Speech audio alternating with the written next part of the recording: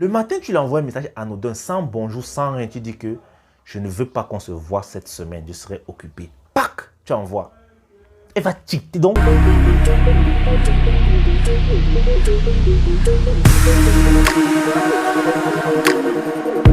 Bonsoir les gars, j'espère que vous allez bien. Je sais que vous avez remarqué, le cadre a un peu changé, les lumières, bref, c'est pas important. Aujourd'hui, je vais te dire enfin comment est-ce que les femmes prennent le contrôle des relations. Il y a beaucoup d'abonnés qui m'ont demandé de faire cette vidéo en inbox. Parce qu'en réalité, il y a beaucoup d'hommes qui sont dans des relations où ils ne contrôlent pas. Ils sont dans les relations où ils subissent. Ils sont dans les relations où c'est la femme qui a le dernier mot. Mais ces gars ne comprennent pas comment ça s'est passé. Parce qu'au début, ils se disent que au début, je gérais bien la relation. C'était moi qui dominais. Mais de fil en aiguille, je me suis retrouvé dominé, dos au sol. Et je ne sais pas comment ça s'est passé. Comment c'est arrivé. Vraiment, je l'ignore. Dans cette vidéo, je vais t'expliquer alors la méthode des meufs pour prendre le contrôle dans les relations. En fait, tu dois d'abord savoir que c'est le rôle, c'est même le but ultime des meufs. Lorsqu'une meuf se met avec toi, lorsqu'elle décide de s'engager avec toi dans une relation, mon gars, sache qu'elle a une mission. Et la mission, c'est de te cerner afin de te contrôler. Bref, elle veut te dominer. Déjà, quand tu comprends déjà ça, tu dois rester vigilant. Mais il y a un truc, c'est que généralement au début des relations, lorsque les gars qui maîtrisent le game, entre guillemets, sont en phase de séduction, ils jouent l'alpha, ils jouent le mec viril. C'est-à-dire, il n'a pas trop le temps de la meuf, c'est la meuf qui court après, c'est monté, c'est descendu et tout. Bon, parce que lui se dit, après tout, il n'est pas là pour du sérieux. Du coup, il joue. Il joue. Mais à un moment donné, lorsqu'il a checké la mentalité de la meuf, il voit que c'est une bonne meuf, il voit que avec elle, il peut se poser. Du coup, il s'est dit, bon, je veux être sérieux avec cette femme. Mais le problème avec nous les hommes, c'est que lorsqu'on dit qu'on veut être sérieux avec la femme, on le devient littéralement dans tous les sens du terme. On dit, ça y est, fini le jeu, on arrête de jouer. On veut être maintenant bon avec elle. On commence à l'aimer. Et c'est où nos problèmes commencent. J'ai toujours dit, les gars, que c'est lorsqu'on commence à aimer la femme que nos problèmes commencent. Parce qu'en réalité, la femme, c'est comme un petit poisson.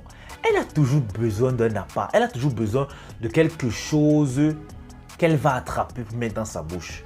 Oui, parce que la femme est émotionnelle, donc elle est guidée par les émotions. Mais beaucoup d'hommes ne savent pas ce qui fait en sorte que la femme leur court après lorsqu'ils sont en phase de séduction. Pourquoi est-ce que la femme te court après et pourquoi est-ce que durant la relation, elle finit par te dominer? Déjà, lorsque tu dragues une meuf, tu vois, tu joues les alphas, tu joues les gars virils, tu maîtrises le game, tu remarques que tu n'as pas trop son temps. Tu ne la valides pas. Du coup, elle te court après, elle cherche ton approbation. Elle rampe presque derrière toi. Oui, il y a les meufs qui rampent presque pour avoir le gars. Et ce qui arrive, c'est que en fait, les meufs, elles ont besoin des émotions pour grandir en fait. Elles ont besoin des émotions pour se nourrir. C'est comme si c'est leur dopamine, c'est leur drogue en fait.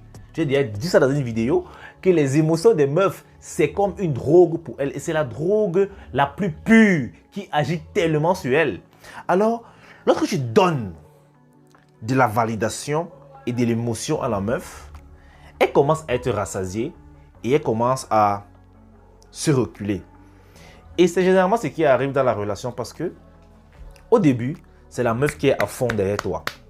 Parce que tu ne la calcules pas trop. Par exemple, la meuf te dit, oh bébé, je veux venir chez toi. Tu dis que non, tu es occupé, tu travailles. Elle veut te voir, tu n'es pas disponible. Même quand elle vient, tu ne lui accordes pas trop de temps. C'est tout ça qui fait en sorte que la meuf est derrière toi. Mais maintenant, quand tu as dit que tu veux être sérieux, tu dis que bon, ok, je vais être sérieux, c'est ma meuf, c'est ma titulaire, je vais arrêter les jeux. Du coup, tu commences à devenir le gars qui dit bonjour bébé, bien dormi? Oui, comment tu vas? C'est monté descendu.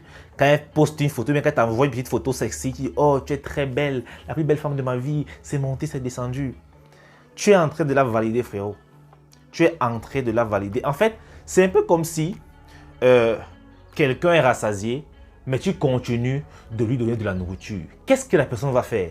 La personne va prendre cette nourriture-là et mettre en stock au cas où elle aurait faim.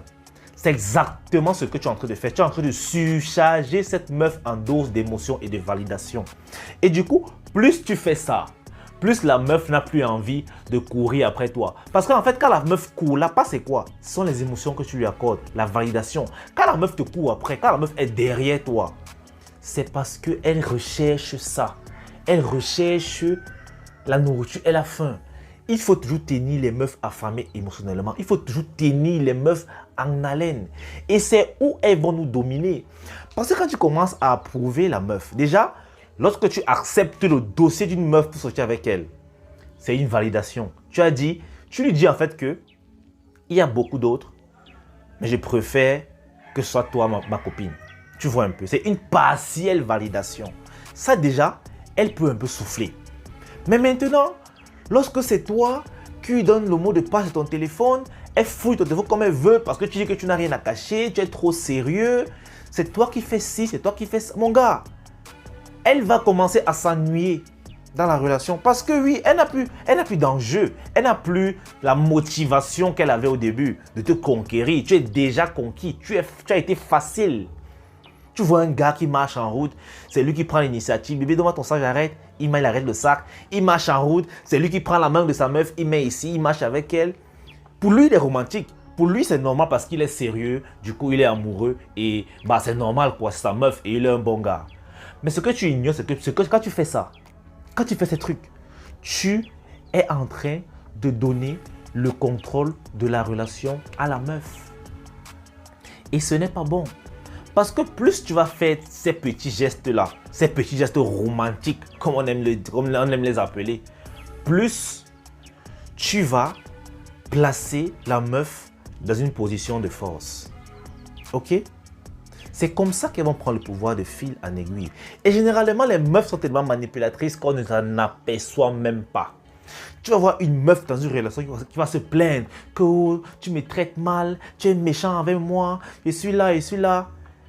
Elle te dit ça pour t'affaiblir. Parce qu'en réalité, si elle trouve que tu la traitais mal, si elle trouve que tu étais méchant avec elle, cette meuf allait gagner temps. Mais elle se plaint, elle est toujours là. Et toi, le gars, parce que tu es déjà amoureux, oui, et quand tu deviens amoureux, tu deviens omelette, tu vas dire, oh bébé, je m'excuse, vraiment, tu sais, je vais bien me comporter avec toi prochainement. Tu commences à devenir gentil, tu lui offres des cadeaux même quand elle n'a pas mérité. Parce qu'elle vit, tu lui offres des cadeaux. Tu lui dis qu'elle est ta princesse, tu l'amènes marcher. Tu vas même décliner les rendez-vous avec tes amis parce que tu dois sortir avec madame. Elle te dit que bébé, on a un anniversaire là-bas, je vais t'inviter. Elle te dit la veille, quand il y a l'anniversaire le lendemain et qu'elle voudrait que tu partes avec elle. Tu pars parce que c'est ton bébé. Et après, tu es surpris que la meuf a pris le volant de la relation. Tu es surpris que tu te retrouves dos au sol. Tu es surpris que tu commences à supplier en fait son attention à elle. Et tu te rends compte que les rôles ont été changés. Parce que crois-moi, quand la meuf va prendre le volant de la relation, tu auras les vertiges mon gars. Elle va te faire comme ça parce qu'elle n'a pas le permis. En fait, quel est le rôle de chacun? Supposons que la relation est comme une voiture. Ok? On va aller simple. La femme, c'est le moteur de la relation. C'est la femme qui fait tourner la relation à plein régime. C'est la femme qui est le cerveau de la relation. Toi, l'homme, tout ce que tu es, c'est le volant. C'est toi qui gères, qui décide en fait où la relation va aller. Mais lorsque toi, tu cèdes le volant à la meuf pour devenir le moteur, c'est le bordel que vous allez foutre. Parce que la meuf n'a pas de permis, elle ne connaît pas comment se passe, quel pédale il faut appuyer pour accélérer. Du coup, elle va faire les bêtises. Toi non plus, tu ne connais pas comment fonctionne le moteur. Tu ne connais pas peut-être quel temps d'explosion, temps d'admission. Tu ne sais pas à quel moment il faut faire ça, à quel moment il faut mettre le carburant dans le carburateur, il faut faire ceci. Tu vas faire couler le moteur. Et tu vas beaucoup souffrir. C'est pour ça que les hommes se retrouvent à un moment donné dans les relations où c'est lui qui fait tout l'effort pour que la relation fonctionne. Quand c'est déjà comme ça, sache que tu as inversé ta place avec madame. Tu vas voir un gars parce que la meuf, et les meufs vous testent beaucoup. Les meufs ont les shit tests bizarres. En fait, elle veut voir à quel point elle a déjà de l'impact sur toi. Une meuf peut te dire, oh, bébé, je vais venir à la maison préparer. Peut-être que je passerai à 17h samedi préparer chez toi et tout. Il dit, ok. 17h n'est pas là. 18h n'est pas là. 19h n'est pas là. Elle ne te fait pas signe. Elle ne te dit même pas qu'elle a eu un empêchement, elle ne te dit rien.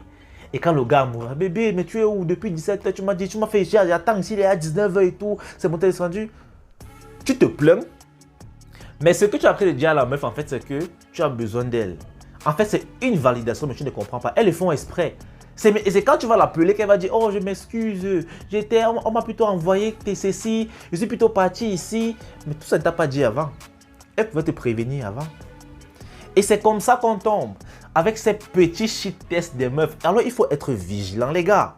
Ce n'est pas parce que tu es sérieux avec une femme que tu vas arrêter de jouer.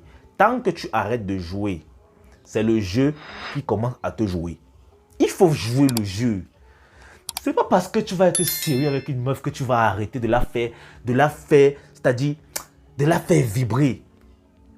J'ai toujours dit qu'il faudrait que les meufs se sentent émotionnellement en insécurité. Il ne faudrait pas qu'elles vous prennent pour acquis. Parce qu'en réalité, lorsqu'une meuf veut se mettre en relation avec toi, elle veut te cerner. Elle veut savoir, elle veut percer le mystère à jour. Alors, il faut continuer de nourrir sa quête. En faisant comment? En lui rendant la tâche plus difficile. Mais j'ai l'impression qu'aujourd'hui, les hommes sont devenus très très faciles. Et c'est normal. Avec l'histoire d'amour, l'amour n'est pas fait pour vous, les gars. Du moment que tu aimes, tu quittes de viril à omelette. Et c'est comme ça qu'elle te bouffe en fait. Alors, ce que tu dois faire, c'est que tu dois même prendre ton bic. Que tu restes quand tu dis que bon, la semaine, si je vais jouer avec les émotions de la fille, c'est comment? Tu listes les actions que tu vas mettre qui vont la choquer. Oui, il faudrait ça. Tu vas voir, tu peux rester avec ta meuf. Vous avez bien causé la veille. Vous avez bien ken ensemble. Elle est rentrée, elle était heureuse, tranquille. Mais le matin, tu lui envoies un message anodin, sans bonjour, sans rien. Tu dis que je ne veux pas qu'on se voit cette semaine, je serai occupé. Pac, tu envoies. Elle va ticter donc sa tête. Elle va devenir bête. Mais comment je passe une soirée géniale avec ce gars la veille et le lendemain il me dit qu'on va passer une semaine sans se voir mais il est malade. Elle va penser tout. Elle va t'écrire, t'appeler. Elle va m'essayer de venir chez toi. Qu'est-ce qui se passe? Elle va dire qu'en fait c'est parce que tu es avec une meuf. Et surtout quand tu as bien géré les bails au lit. Elle va se dire que merde, le gars s'il va faire ce qu'il m'a fait à une autre meuf, c'est inacceptable. C'est comme ça qu'elle commence à se poser des questions. En fait, plus elle va se poser des questions, plus elle aura peur de te perdre et plus elle va te courir après. Mais c'est le but. Mais beaucoup de gars négligent cela. Les gars, soyez mauvais. Je ne dis pas mauvais dans le sens où vous allez heurter la meuf jusqu'à vous allez se suicider. Non. Soyez mauvais, mais en juste milieu. Lorsqu'un gars est trop bon, ce n'est pas bien. Ce n'est pas bien. Ce n'est pas bien, les gars. Et c'est ça qui fait que les femmes vous dominent dans les relations. Parce que du moment que tu veux devenir bon avec elle, que tu es bébé, je vais te voir ce soir, vraiment, tu me manques et tout. Et elle te dit que, oh bébé, vraiment, j'aimerais, mais je suis occupé et tout. Elle prend la place de l'homme. Tu supplies la meuf. Oh, c'est elle qui doit le faire. Les gars, relevez-vous. Relevez-vous. Et la bonne nouvelle, c'est qu'il n'est pas trop tard. Même si une meuf a pris le contrôle dans la relation, je t'assure, recommence à t'en foutre comme tu faisais au départ. Recommence à être dans la non-réaction comme tu faisais au départ. Seulement ça, tu verras, elle va se réveiller que merde, le gars s'est changé, qu'est-ce qui se passe? Et elle va te faire savoir d'une façon ou d'une autre que tu as changé en fait. Et crois-moi, elle va aimer. Elle va aimer la torture là. Que tu vas torturer ses émotions comme ça. Il faudrait que ta meuf reste comme ça. Elle dit que merde. Est-ce que le gars n'est pas en train de me tromper? Est-ce que le gars là n'est pas avec une autre femme?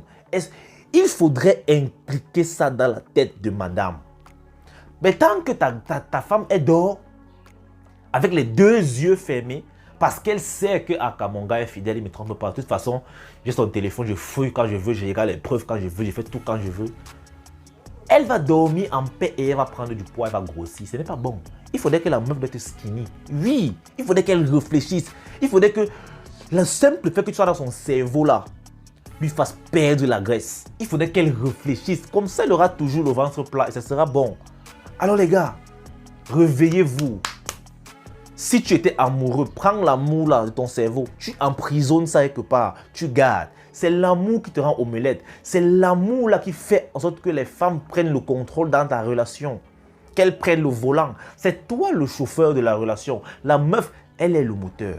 Alors les gars, réveillez-vous et prenez le contrôle.